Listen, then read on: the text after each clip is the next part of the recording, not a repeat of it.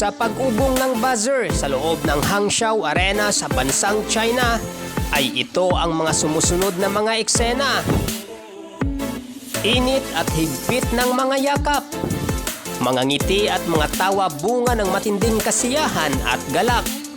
Isang pamilyar na awitin ang ating narinig at kinanta habang ipinepwesto sa matayog na libel ang ating bandila. Ito ang mga tagpo na nagtuldok sa mahabang panahong pangungulila ng ginto at karangalan. At sa wakas, sa ikalimang pagkakataon, ang nakakandado at nakasilyo na kasaysayan muling nabuksan at bumangon.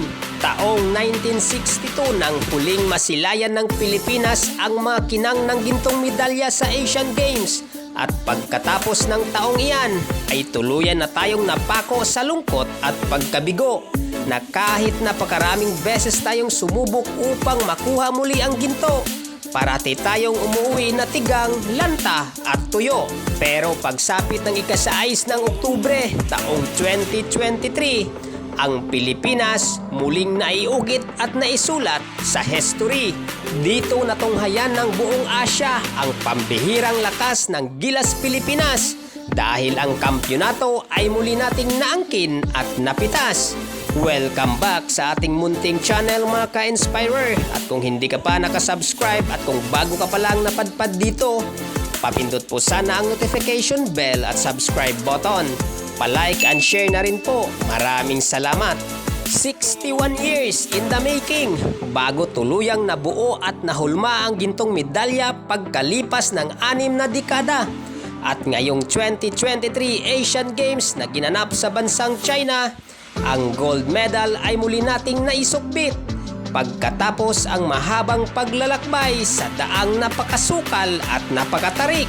At ngayong narating na muli ng Pilipinas ang pinakatuktok ng Asya sa 5-on-5 men's basketball, ay nagwakas na rin ang ating pananabik sa ginto at karangalan na ating hinahabol-habol, na kahit napakahabang panahon ang pakikipaglaban at pakikipagbuno para makuha muli ang ginto, sila ang dumilig at bumuhay sa kasaysayang nakahimlay at natutuyo. At gaano nga ba kahirap ang kanilang paglalakbay bago nila narating ang dalampasigan ng tagumpay. Sa pag-step aside ni Coach Chot Reyes bilang head coach ng Gilas Pilipinas, ay agad binalasa ang coaching staff kung sino nga ba ang matapang nasasalpas sa nalulunod nating kupunan at naghihingalo na pangkat. Dahil matapos tayong mangulelat sa 2023 FIBA World Cup, 2 linggo na lang ang Pilipinas sa Asian Games naman makikipagsapalaran at sasabak. Kasabay nito ay nasipagbalikan na rin ang ibang mga role players sa mga liga na kanilang sinasalihan.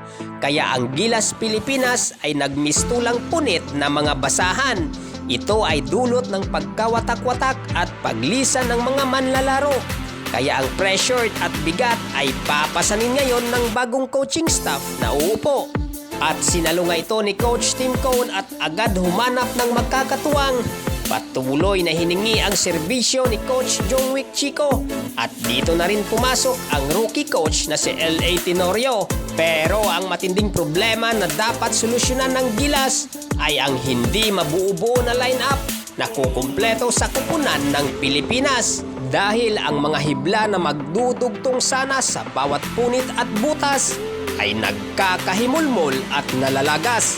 1 linggo bago sumabak sa laban, sa wakas, ang mga punit at butas ng ating kupunan ay natahi at natabunan. Isang hindi pamilyar na line-up ang gumulat sa karamihan dahil nang sumabak na sila sa laban, para silang orkestra na tumugtog ng napakagandang musika.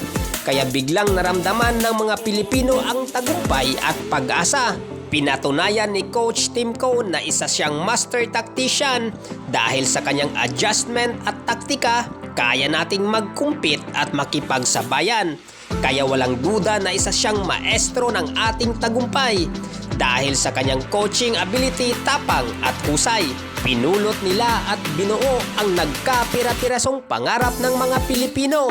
Sila ang mga mahahalagang hibla upang tumahing muli ng kasaysayan at kampyonato.